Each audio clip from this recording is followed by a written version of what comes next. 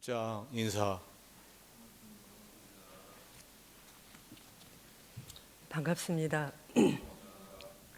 모두 마스크를 벗으셨는데요.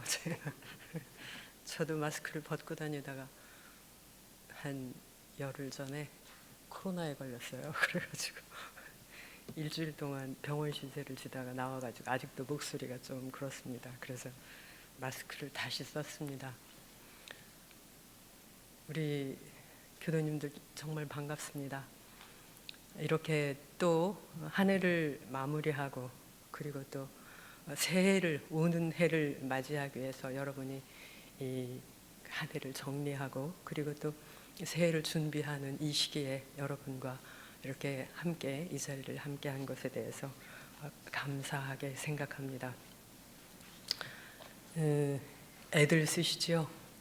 여기에 앉아 계신 우리 교도님들의 숫자가 이렇게 되시는 걸 보니까 애쓰시고 계시구나 그 생각이 듭니다. 참 애쓰시죠. 예, 애쓰시는 걸로 듣고 있습니다. 애쓰시는 중에 또 얼마나 우리 학교 구성원 모두가 얼마나 열심히 얼마나 최선을 다하고 계시는지도 또한 듣고 있습니다. 이렇게 여러분들이 애쓰시는 가운데에도 우리들에게 주변에 들려오는 이 얘기들은 그렇게 만만하지 않죠. 우리나라의 상황도 그렇고 세계의 상황도 그렇고 요즘은 이 지구까지 들썩거리잖아요. 지구가 기후가 어떻고 환경이 어떻고 그래서 어쩌면 과학자들이 이제 이 지구에 뭐 어떤 결과가 올 것이다 이런 것들이 그것도 멀리가 아니라 바로 몇십 년 후에 이렇게 이야기하고 있는 것이 요즘의 상황입니다. 그럼에도 불구하고 우리 대종사님의 법을 받드는 소태산 대종사님의 법을 받드는 우리들은 그래도 우리는 아름답게 살아야 해 하는 그래도 우리는 아름답게 꿈꿔야 해 이런 노래 그 가사의 일부를 우리가 함께 떠올리지 않으면 안 된다고 생각합니다. 아까 금방 우리 법어봉독하셨죠? 대종사님께서는 이 미래의 종교, 우리들이 살아갈 미래를 전망하시면서 그렇게 말씀을 하십니다. 어떤 사람들은 이르기를 세상은 말세가 되어 영영 파멸밖에는 길이 없다고 하나니 나는 그렇지 않다고 하노라 이렇게 하십니다. 그 시기에 지금부터 108년 전이지 않습니까? 그때 대종사님께서 그렇게 말씀하십니다. 그리고 성인의 자취가 끊어진 지 오래되고 정의 도덕이 희미해졌으니 말세인 것만은 사실이나 이 세상이 이대로 파멸되지는 아니하리라 하시고 돌아오는 세상이야말로 참으로 크게 문명한 도덕 세계일 것이다.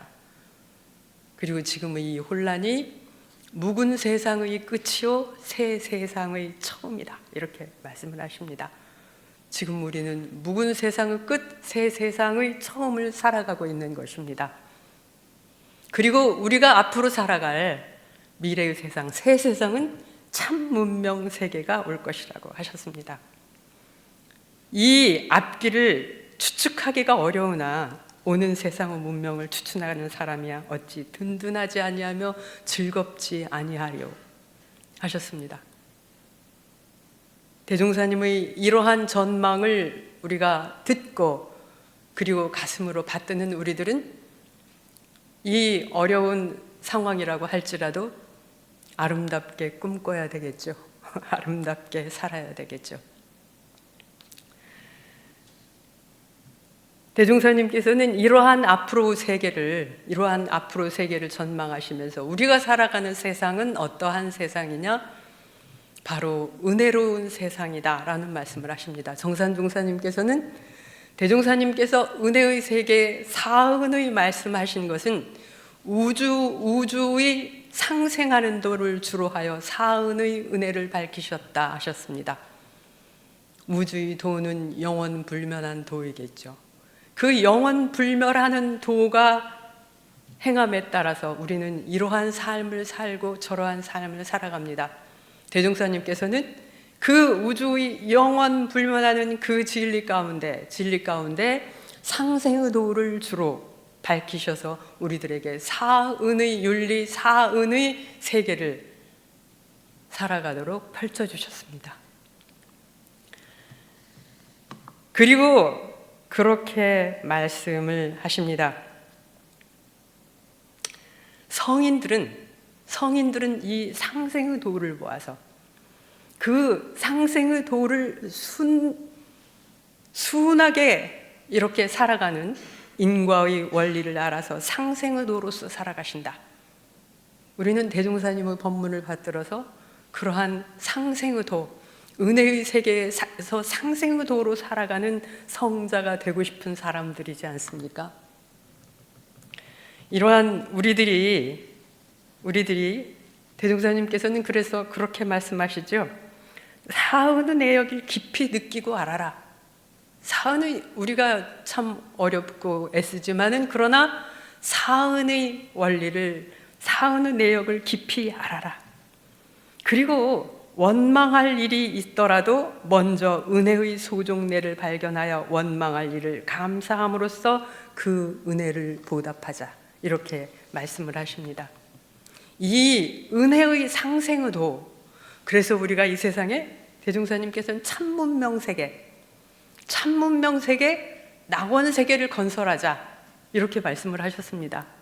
이 은혜의 상생의 도, 그것은 어떤 것일까요? 첫째, 여러분에게 나눠드린 이 주보에 제가 그런 말씀을 드렸습니다. 첫째, 나를 보자, 내 마음을 보자. 지금 이 순간에 내 심정이 어떤 심정인지 지금 한번 보세요. 내 감정이 어떤 감정에 있는지, 내 마음이 어떤 마음에 있는지 한번 기운을 툭 부리고 눈을 안으로 뜨고 내 지금의 심정, 내 지금의 감정, 내 지금의 마음을 한번 보십시오. 우리가 살아가면서 우리가 살아가는 이 세상 자체가 그렇게 생긴 것 같아요.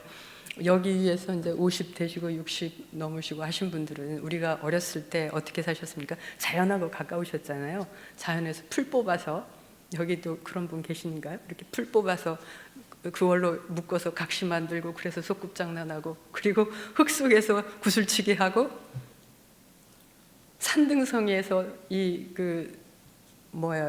볼 치고 하면서 놀았죠. 자연과 우리는 함께 놀았습니다.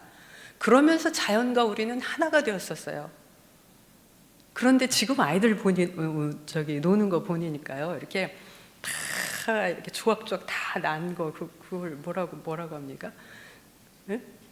레고? 그걸 가지고 이걸 이렇게 이 철같이 생긴 거를 가지고 이게 다 이렇게 또 붙이더라고요. 그러면서 이게 더 붙이더니 또 변신하던 이거를 또 막 해체하더니 막 뜯어 붙이고 이렇게 그냥 놓고 또 이러면서 놀더라고요. 그래서 이게 우리가 살아가는 과정 자체가 틀리구나 이런 생각을 저는 했습니다. 그러면서 우리들의 삶이 자칫 잘못하면 여기 젊은 분들 계시네요. 우리 교도님들, 자칫 잘못하면 우리 육군을 열어놓고 사는데 어떤 것이 보이는 것이 왔다가 눈만 마주치고 가버려요. 소리가 들리는 것이 귀에만 왔다가 가버려요.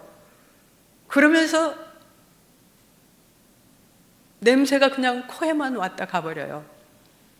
그러면서 진정으로 나를 이끌어가는 내 감정, 진정으로 나를 이끌어가는 내 마음 속에 이 나에게 와닿는 모든 것들이 닿지 못하고 그대로 사라져버리는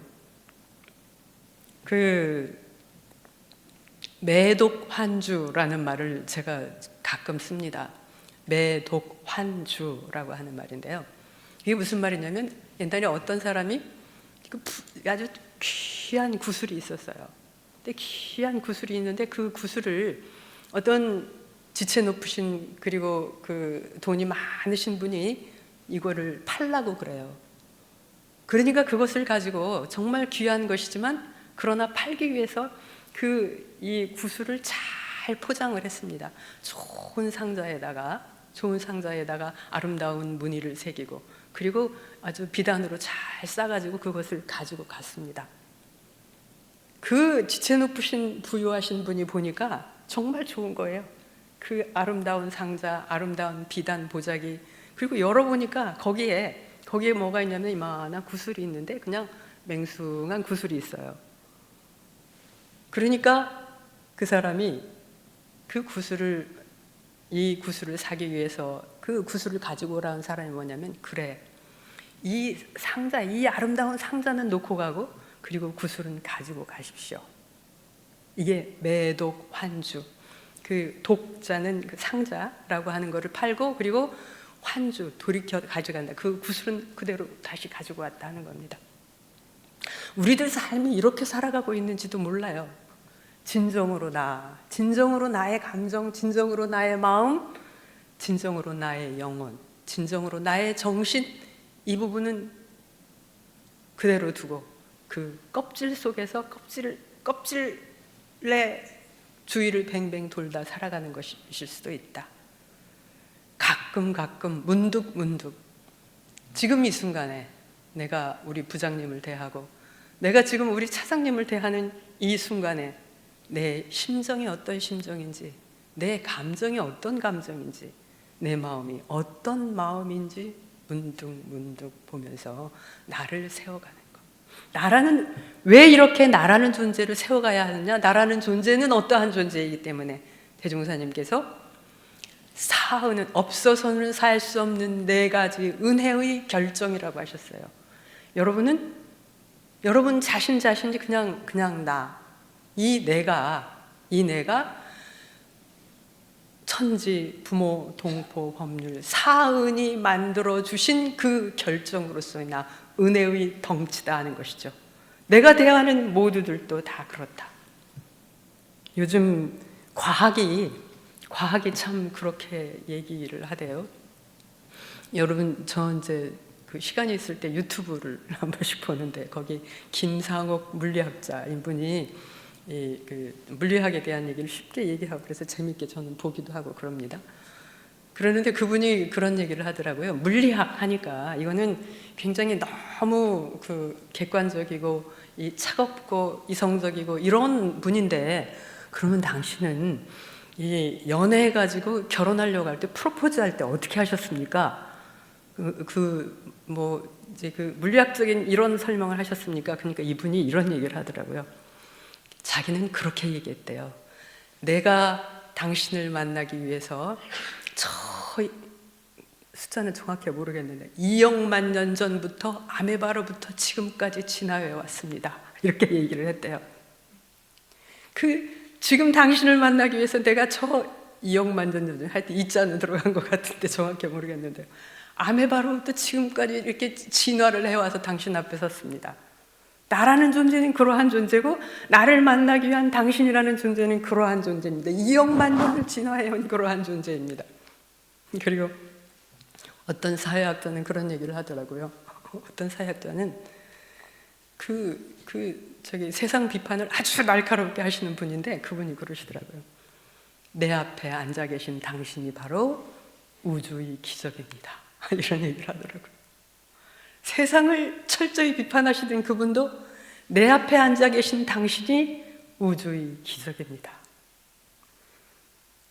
대종사님께서 우리는 은혜의 결정이라고 하셨죠. 바로 여러분은 이러한 무한한 시간을 공들인 결정입니다. 이 우주, 이 거대한 우주가 공들여서 만들어낸 결정이 나이고, 그러한 은혜의 결정인 나이고, 그리고 바로 여러분들이고 나와 더불어 하는 우리들입니다. 대종사님께서는 종교의 그 거룩하고 존귀하고 이러한 그 종교를 그냥 우리 곁에 이렇게 가져다 주신 것 같아요. 우리 곁에 가져다 주시고, 그리고 내가 더불어 그렇게 하도록 해주신 것 같아요. 대종사님께서 그렇게 말씀하시죠. 천지보은의 강령에 천지보은을 하기로 하면 그 도를 채받아 실행하라. 그러니까 한 제자가 물었겠죠. 천지도를 채받아 실행하는 것으로 천지보훈이 다 됩니까? 대종사님께서 그렇게 말씀하시죠. 만약에 너에게 위대한 스승님이 계시다고 생각해보자. 그 천지 우주를 나와 내 스승 앞으로 끌어다 주셨어요. 그 스승님이 하고자 하는 일을 네가 다 알고, 행하고자 하는 일을 네가 다 알아서 행하고, 그리고 그 선생이 하고자 하는 일을 계속해 간다면 그를 보은자라고 하겠느냐? 아니겠느냐? 이 우주와 그 무한한 시간과 무한한 공간 속에서 존재하는 우리들을, 그 거룩하고 그야말로 존귀하고 그 존엄한 그 종교적 가치를 바로 우리들에게 가까이 가져다 주신 것이죠. 그래서 내가 그것을 알고 내가 그것을 실천할 수 있도록 해주신 것이라고 봅니다. 우리는 이러한 우리들입니다. 이러한 나이고 이러한 여러분들이십니다. 이러한 우리가 살아가는 우리들의 삶이 은혜의 공동체가 되어야 된다고 봅니다.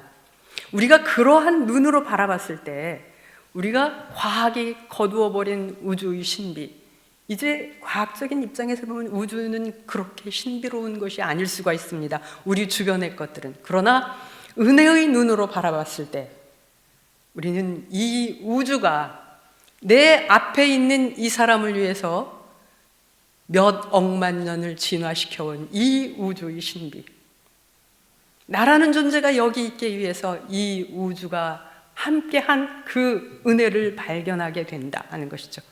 그 은혜를 발견하자. 제가 저기 병원에 며칠 있었어요. 그랬더니 거기 이제 환자분이 한 분이 계셨는데 그분이 약간 치매가 오신 것 같아요. 약간 치매가 오셔가지고 이게 좀 그 어려운 상태가 되잖아요. 그러면은 정말 옆에서 참 이게 쳐다보기가 어려워요. 막 소리 지르려고. 그러니까 이제 이렇게 침대에다 묶어놨더라고요. 이렇게 팔 다리를. 그러니까 막 정말 괴로워해요. 근데 어떻게 할 수도 없고 그렇게 하고 있는데 두 분의 거기 저기 간호사 한 분하고 이제 간병사가 왔다 갔다 하시더라고요. 근데 그 간병사 그분은 좀 거칠어요. 그래가지고 할머니 그러지 말라잖아요. 그러면서 이거 좀 이렇게 묶어달라 그러니까 할머니 그러니까 그러잖아요. 그러면 혼내요. 그러니까 이 할머니가 막 소리를 지르면서 너 돈 받으려면 그렇게 하지 마. 그러면서 막 소리를 지르시는데 참 안타까워서 볼 수가 없었어요. 그래서 제가 이렇게 쳐다보고 있다가 이제 저기 간호사 분한테 좀 어떻게 좀 저기를 해야 될 것 같다 했더니 간호사 분이 오시더라고요. 그러더니 할머니께 가가지고 할머니 이렇게 하시면 할머니도 괴롭고 그러시잖아요. 그러니까 이제 이렇게 막 이거를 저기 하니까 편안하게 누워보세요. 편안하게 누우셔야 그래서 할머니가 치료를 잘 받으셔야 내일 모레 아드님이 오신대요. 그래가지고 할머니 모시고 가신대요. 그러니까 잘 이렇게 누워보세요. 그러니까 별 수 없어서 누우셨겠지만 좀 편안하게 누우시더라고요. 그러니까 이분이 아유 할머니 고마워요. 할머니 고마워요. 이렇게 하시니까 얼마나 좋으세요. 할머니도 좋으시고 이렇게 해야 나으세요. 그 약 드리는 거 잘 드시고 이렇게 하세요. 할머니 고마워요. 이것 좀 풀러달라고. 조금 있다가 만약에 할머니가 이렇게 잘 계시면 이렇게 풀러드리도록 그렇게 할게요. 다독이고 그러면서 감사하고 감사합니다 말을 반복해서 하니까 이 할머니가 편안해지시더라고요. 그러면서 그 요동을 치시던 마음이 가라앉으시면서 편안하게 잠이 드시더라고요. 이게 바로 기적이 아니겠습니까? 이게 바로 기적이 아니겠습니까? 우리가 함께 살아가는 우리들의 공동체가 나라고 하는 존재의 그 은혜, 우리와 더불어 살아가는 모든 존재의 그 은혜의 신비를 발견하고 감사와 감사로서 그 은혜의 기적을 일으켜 세우는, 실현해내는 그것이 대종사님의 법을 받드는 우리들의 살아가야 할 이런 모습이 아닐까 그런 생각을 합니다. 참 애쓰시는데 여러분 애쓰시는 줄 압니다만은 그러나 그럼에도 불구하고 우리는 아름답게 살아야 해. 은혜롭게 살아야 해. 대종사님의 제자로서. 자, 대종사님께서, 정산종사님께서 그렇게 말씀하십니다. 우리가 그렇지만 안에 인력이 있으면 그 인력이 그거를 끌어들이는 거다 하는 거죠. 내가 안에 인력이 없으면 안 끌어들여요. 그 간호사분이 마음에 할머니를 편안하게 해드리고자 하는 그 마음이 있고, 그러한 표현, 그런 따뜻한 손짓, 그런 따뜻한 표정, 그러니까 그 할머니가 거기에 그 기운에 응하시는 거죠. 그 기운에 응하시는 겁니다. 대종사님께서는 그 기운이 그 할머니와 나의 기운이 아니라 이것이 우주에 가득 찬 은혜의 기운이라고 말씀하십니다. 내가 그렇게 은혜를 발견하고 감사의 기적을 일으키려고 했을 때 내가 이 사람과의 관계와 더불어서 우주의 은혜의 기운이, 우주의 감사의 기적이 나와 더불어 함께한다. 그래서 그러한 참 문명 세계, 은혜의 세계, 은혜의 낙원을 건설하게 될 것이다 하는 것이 대종사님의 말씀이십니다. 대종사님께서 그런 말씀을 하시죠. 그 원기 3년에 저기 구간도실 상량문에, 구간도실 아시죠? 상량문에 그렇게 쓰십니다. 사원기 1월 직춘추 법녀. 내가 이 둥근 기틀 위에 이 춘추의 법녀를 짜겠다. 이러한 포부를 말씀하십니다. 그러나 그 포부를 말씀하시고 그리고 그 밑에 그렇게 쓰십니다. 송수만목 여춘립 개합천봉 세우명. 내가 이 춘추의 법녀를 짜겠다. 이 둥근 기틀의 법녀를 짜겠다. 그러나 우리가 이렇게 해야 된다. 남은 봄들을, 우리에게 있는 그 은혜의 마음, 은혜의 이러한 감사함을 모아서 그 푸른 하나의 소를 키워내듯이 그렇게 함께 해나가자. 그 만 가지 계곡의 그 작은 신랄 같은 물줄기, 그 물줄기를 모으자. 그래서 저 양양한 대해를 만들자 하는 것이 대종사님의 법문이십니다. 애쓰시는 가운데